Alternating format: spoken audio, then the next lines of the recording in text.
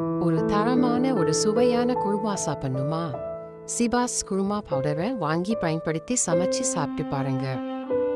குருமா பிடிக்காதவங்க கூட கண்டிப்பா இதுக்கப்புறம் குருமாவை விரும்பி சாப்பிடுவாங்க. வாங்கி பயன்படுத்தி சாப்பிட்டு பாருங்க.